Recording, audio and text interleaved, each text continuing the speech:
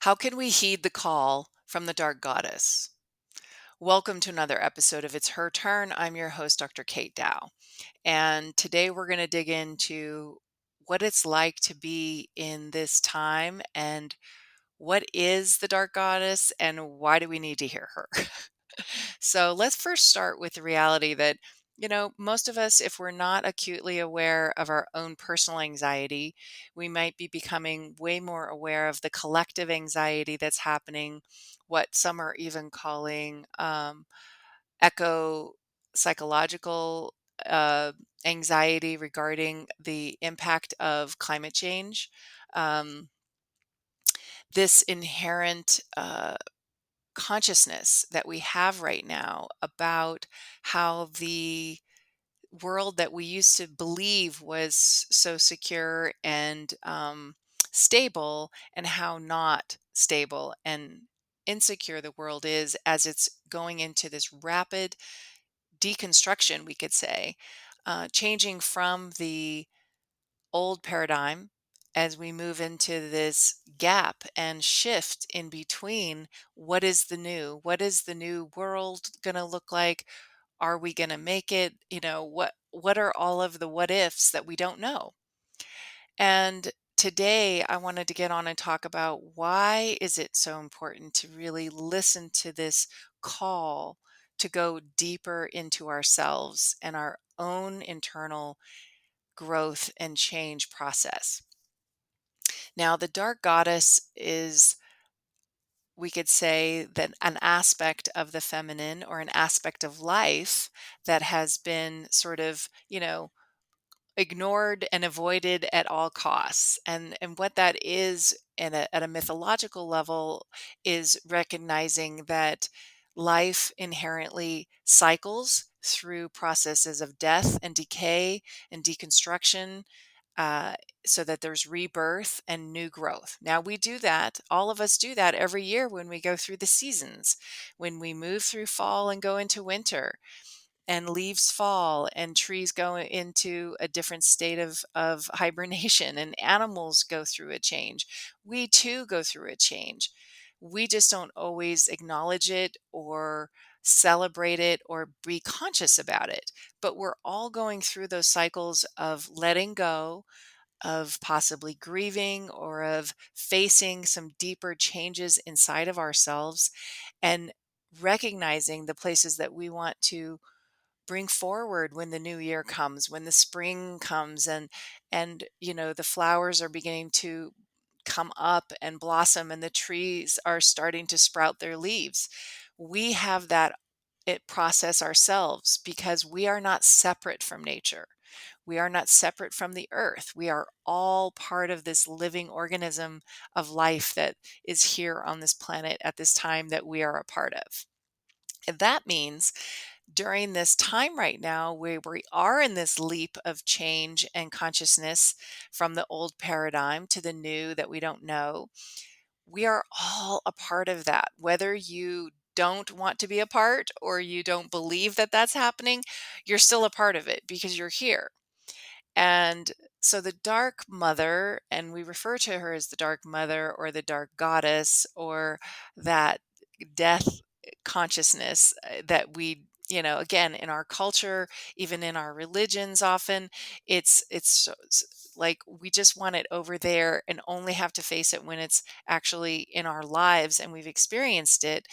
And it's a huge misunderstanding, and it's a huge missed opportunity that we are not learning how to be more engaged and uh, present for our experience of change at this deeper mytho-poetic level, because it truly is part of what we're all in all the time, right? We're always changing and growing, whether we're doing it on purpose or by accident. I say that because I think when we become intentional in our spiritual journey, when we look at our personal growth as an actual avenue of health and well-being and transformation, we really come at it from a whole new consciousness that allows us to feel like we're co-creating. right? We're not just having life happen to us and at us. We actually have a say in what we're going to attend to and how we're going to show up for ourselves. And truly, the dark goddess energetic is about us coming more into contact with who we are, being more present with what is really going on for us, and being less focused out in the world and coming into a bit of a hibernation phase of this fall and going into winter, is this opportunity to sit in that deeper conscious connection in ourselves about what is going on, what parts of us are wanting and needing attention from us that we've been ignoring, especially the wounded parts.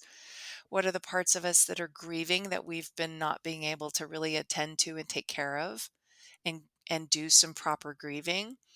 Where are the areas of us that are really no longer serving us, the old habits or the old patterns that are needing attention and care so that we can actually release them?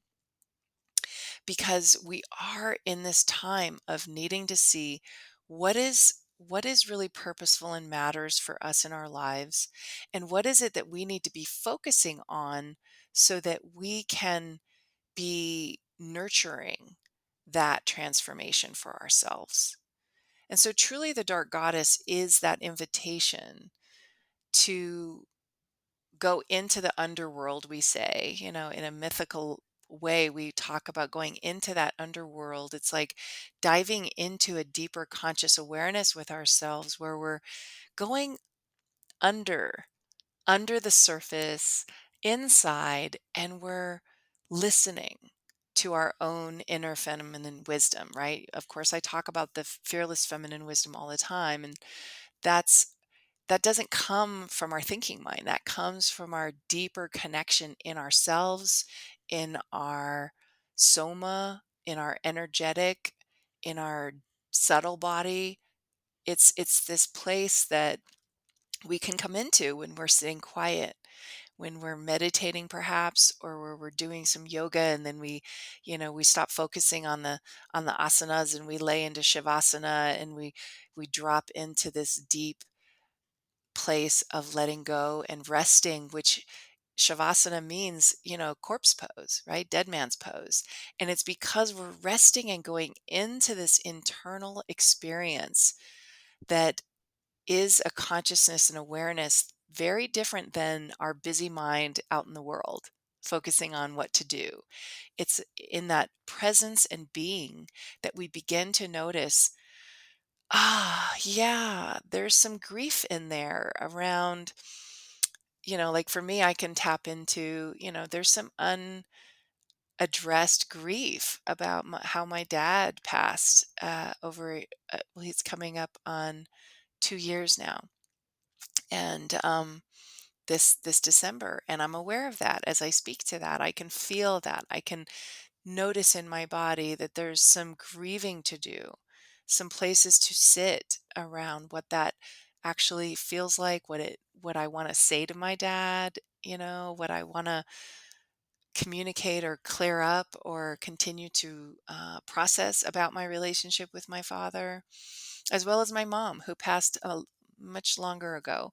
But those are the invitations for that level, but also for the parts of us that we don't want to be with, right? The parts of us that are struggling or maybe really stuck in a painful place, and we just want them to go away, or we want them to get over it, right? And this dark goddess says, honey, you got to come in, you got to be with, you got to witness, you got to bring your compassion to the table and show up for yourself in these wounded, grieving, hurtful, angry, maybe even ragingly painful parts, because that's how we integrate. That's how we allow this letting go and rebirthing of our wholeness of who we are. And that's the gift of the dark mother, right? And the dark mother as this aspect of trusting that cycle of life and death, that cycle of feeling vital and then going into rest or feeling a little bit lost or fatigued or in that in between stage, which I've been feeling a lot in the last few weeks. It's trusting that too. It's not trying to just pull up your bootstraps and push it together and go, I'm fine, I'm fine, I'm fine. We actually want to allow that feminine wisdom that says, oh my God, I'm so tired. And I really just need to rest and stop pushing myself to be more productive. I need to allow this deeper, creative, mystical knowing that I have inside me in this feminine wisdom that's saying, let that go. And let's just go into the deeper knowing and connection and stop the doing for a little bit, make some space and some time to trust that inner feminine wisdom, which is really hard for those of us. I don't know about you, but I'm an ex perfectionist and super achiever, overachiever. That's how I functioned to survive my family dynamics and my ancestral dynamics, was to just be, Miss Go To, work hard, do more, be better. And so that's taken me a lot of practice. I'm going to say that is not something simple to do if you're really in the throes of that kind of coping strategy, but it's possible and it's important to start nurturing that spaciousness, that place of, oh, my body's tired, my brain is tired. Maybe this is not just I need to get sleep or eat better. Maybe it's really about trusting the cycle. And we are in a cycle of moving through fall and moving towards winter. And that is a letting go, just like the leaves falling off the trees. It's a letting go of the way it's been and the go, go, go energy of summer and even the beautiful fall autumn time that we kind of want to be out getting the last little bits of nature and connection, and then it's letting go and falling away from that day-to-day busy and making more space for that cocooning, that going into the depths and into the body and into that deeper void within us that we can tap into when we learn how to engage our body as an energetic being, as a part of our experience, and especially as women through our work with the womb, we can go deep into that void and just allow a not knowing, just allow a rest from the chaos and the figuring it out, and then you know making the next thing happen. We just go into that void and we rest in that silence, in that peacefulness, in that warmth of literally like being in a little cocoon. Or if you can imagine back, when you were a baby in the womb, it's like just this little world where you can be held in this spaciousness to feel what's true and to, when you're ready, drop into some of that deeper work that I call the heroine's work from my book, Fearless, The Art of Using Anxiety to Your Advantage. I talk about the heroine archetype as this, powerful, wise woman, kind of warrior woman who's willing to go into the depths and sit with those wounded, fearful, or outdated parts that are ready to expire, the ready to be just let go of. And we could ascend and imagine them kind of just going into the earth and being composted by Mother Earth, where it's turned back into life force energy for rebirth, for renewing, for revitalizing in spring or whatever our cycle is, right? So this doesn't mean like, okay, all winter you need to just, not do anything, but it means creating some spaciousness and some intentional, ritual possibly about how do I tap into, make some space when I can. Maybe it's on weekends.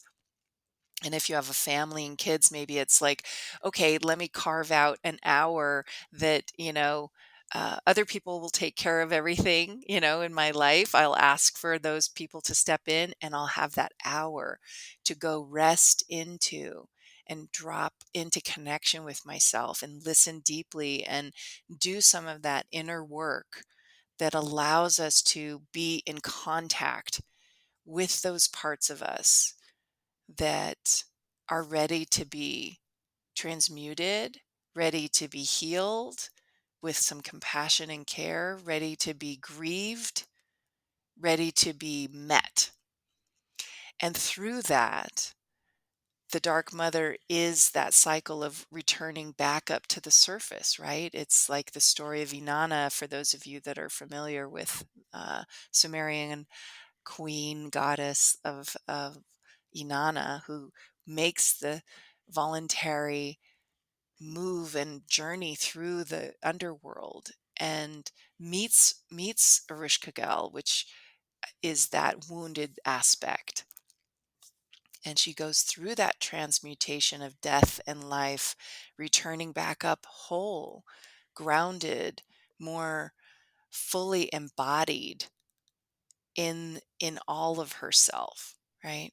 Because we spend so much of our time trying to just be out there in the world and seeing the good stuff, and we sometimes don't sit with those painful places. We ignore the grief work we have to do. We ignore the painful places. And so this dark mother goddess energy right now is very much saying that in order for us to be able to sustain the stress of this transition from the old paradigm to the new, we need to do this work, all of us, even men, right? They have their own feminine cycle, and this is their work as well. They just might do it in a different way, right? We have Joseph Campbell and the hero's journey. They do it in a little bit different way, but the feminine is still inviting this embodied connection with ourselves. And everybody's being called to that in one way or another. We either do it voluntarily, or we might have health conditions and crises show up, or we might have external situations that just make it impossible and chaotic. We can't just move forward and act like everything's fine. And those are gifts. We may not see them and experience them that way, but the opportunity, the sacred opportunity is, things are chaotic. Let me go within. Let me go deep inside and connect in my own inner sanctuary of this void, of this deep place inside me, with the Dark Mother, with that guiding energy of, this is how we heal, this is how we transform, and this is how we reintegrate and come back whole. So of course that's not a one and done. Like, hey, I did my journey. I'm all whole. Because I can tell you, I've been on this underworld journey multiple times in my life. Many of the times were not because I was volunteering. It was my soul was like, okay, we're doing this. So you're going to have a health crisis here, and then you're going to have, like, the shit hit the fan, and everything's going to just go into chaos. Or here, your job situation, your work situation is going to completely go into disarray, and you're going to just feel lost for a while, and that's another opportunity. So I've done this multiple times, and I'll tell you that when we trust it, when we go into that deeper feminine wisdom, it is always a gift and a blessing. And so that's my my shout out to you, is that if you're familiar with this, please show up for yourself. If you're unfamiliar with this, feel free to reach out. Come join. I'm going to be sharing about this a whole lot more in my Facebook group, Fearless Feminine Wisdom. You can find me on Facebook at Kate Dow, and if you can't find the group Fearless Feminine Wisdom, you can let me know. But we're going to be sharing more about this, because this is the calling. This is the time for this consciousness, for this part of us that's going to sit and go deep inside. And this is what's going to help us strengthen our nervous system, our conscious awareness of what we need, therefore shifting our life patterns and habits so that we can be more resilient, more connected and emotionally embodied, and more able to hold on to our own sense of self amidst this paradigm shift that is going to feel scary and uncertain, more even more than the COVID experience we've already been through. And so that's why this is so terribly important. So, um, be inspired, okay? Because even though it sounds a little like, what? It's a little scary. This is really a beautiful journey. And I can again speak to the fact that I've been through this cycle a number of times, and we all have in one way or another, whether we did it consciously or not. And so you know that we come through to the other side a changed, more whole, more connected, more embodied, wise woman. And that's going to serve us. It's going to serve our relationships. It's going to serve the whole world and the collective that we're all about right now, which is supporting the consciousness to raise for humanity and make the shifts. And I really do believe still that that's mostly because women are going to do their personal work to help do their end of it, to help support the feminine. And then that feminine is also going to help support the healthy masculine. And together, men and women are going to change the way things are in for better for everyone, for everyone. So, including Mother Earth and the universe. So, again, I hope that this was helpful. You can take some nuggets from it. And if you have any questions, follow up with me at my business Facebook page, Dr. Kate Dow, and that's where I post about the podcast. And if you have any questions or comments, or you think, oh, this is crazy, I don't know what you're talking about, you can go and talk to me there. I'm happy to hear from you, and please show up for yourself. That's it, right? So the reminder is, of course, find your voice, own your truth, claim your power. It's your turn.